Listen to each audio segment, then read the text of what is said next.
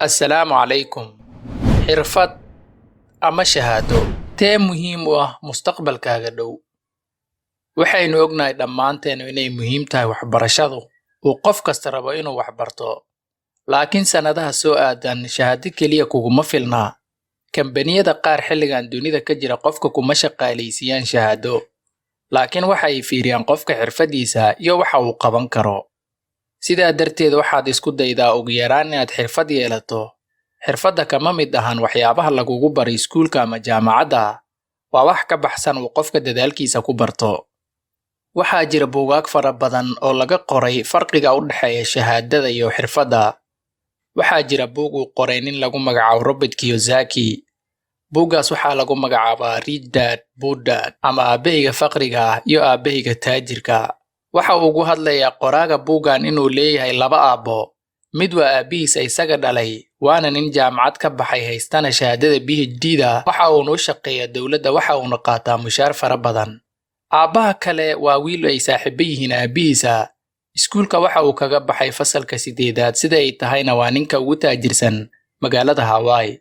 Haddaba qoraaga buuggan waxa uu leeyahay aabahayga faqriga waxa uu dhahaa mar walba, wiilkayga waxbarashada ku dadaal si aad u hesho shahaado fiican iyo shaqo aad u wanaagsan aadna u qaadatid mushaar qaali ah.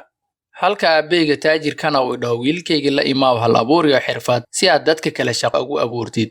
Aabahayga taajirka waxa uu dhahaa wiilkayga haddii aad shaqaale noqotid 30 maalin waxaad u cararaysaa inaad mushaar yar aad qaadatid. Oo waxa uu la jeedaa haddii aad shaqaale noqotid oo aad shahaado lagugu shaqaalaysiiyo 30 maalin waxaad u cararaysaa inaad heshid lacag u dhiganta $1,000, $2,000 ama salariga ugu qaalisan aan dhahno $3,000. Laakiin mar walba waxaad ku jirtaa qof kale gacantiisa. Laakiin haddii aad xirfad la timaadid ama aad lacagtaada qarash garaysid, waxaa kuu shaqaynaysa lacagtaas, waxaa kuu shaqaynaysa xirfadaada, qofku xukumayaan jirin, dakhliga ku soo galayaan cid koobi karta ama cadidi karta ma jirto. Buuggan waxa uu si fiican u kala saarayaa sida ay u kala duwan yihiin inaad xirfad la timaadid iyo inaad shahaado shaqo ku doonatid. Buuggaas haddaadan weli akhrin, waxaan kugu boorin lahaa inaad akhrisid si aad wax badan ugu fahantid. Xilligan la joogo inaad shahaado intaad qaadatid aad ku faanto inaad cilmi leedahay oo aad wax kasta heli kartid, fikraddaas waa fikrad qaldan oo laga soo gudbay runtii. Dhalinta Soomaaliyeed waxaan idinku boorin lahaa inaad la timaadaan xirfado yaryar, hadhowna mustaqbalkiina sare u qaada. Mid ka mid ah dhiirgeliyaasha Soomaaliyeed oo lagu magacaabo Ustaad Cabdiwahaab Abduqaadir Cilmi ayaa waxa uu si fiican ugu hadlay inaysan guusha ku xirnayn shahaado la qaatay.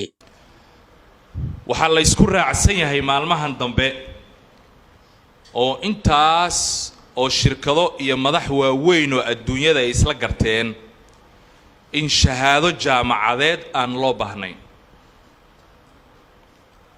oo qaarkood ay ku tilmaameen weli inay tahay waqti lumis.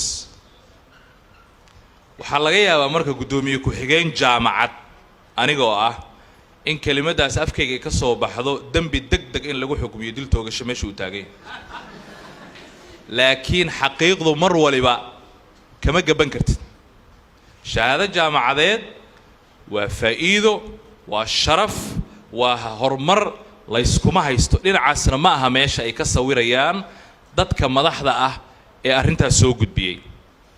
kuwii dugsiyada sare intay ka soo baxeen xirfadaha nolosha samaystay is-hormariyey iyagu yeeshay skills iyo xirfado gaara ayaa ka fiicnaaday kuwii 4 sano iyo 5 sano iyo 8 sano soo qaatay. haddii marka ay kuu sawiran tahay guusha noloshaada inay ku xiran tahay dugsi sare, jaamacad, master haddana PhD, kadib inaad naaloon doontid oo aad guursan doontid oo aad hanti heli doontid oo aad magac yeelan doontid, iska ilaaw midaas. waxba kama jiraan, hortaabaa lagu jabay, adigu ha jabin hadda.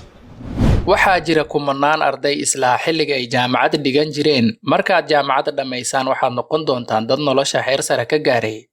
waxaad yeelan doontaan hanti fara badan, gaari, guri. Laakiin markay jaamacadda dhammeeyeen waxay la kulmeen jawi ka duwan.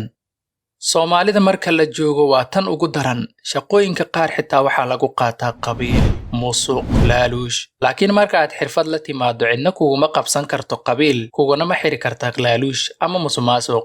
Intii aad waqtigaaga ku lumin lahayd qoridda CV dhirir badan, hadhowna qabiil lagugu reebi lahaa waqtigaaga ku bixi inaad xirfad la timaado. qof kastoo inaga mid ah waxa uu rabaa inuu hadaf cad xaqiijiyo, laakiin ogow kuma xirna inaad shahaado caalami aad haysato ama aad qaadato shahaadooyin fara badan. way fiican tahay waxbarashadu waa waxa ugu wanaagsan qofka inuu wax barto, laakiin mar walba ku dabaq waxbarashadaada xirfad kuu fududayn kartaa inaad hadafkaaga xaqiijisid. wassalaamu calaykum waraxmatullaahi wabarakaatu. waxaa laga yaabaa mid grade A haysta inuu u shaqeeyo mid grade C haysta. waxaa laga yaabaa mid A+ haysta inuu u shaqeeyo mid weligiiba aan jaamacad ka bixin ama aanan weligiiba wax qorinba. noloshaas sidaas ah.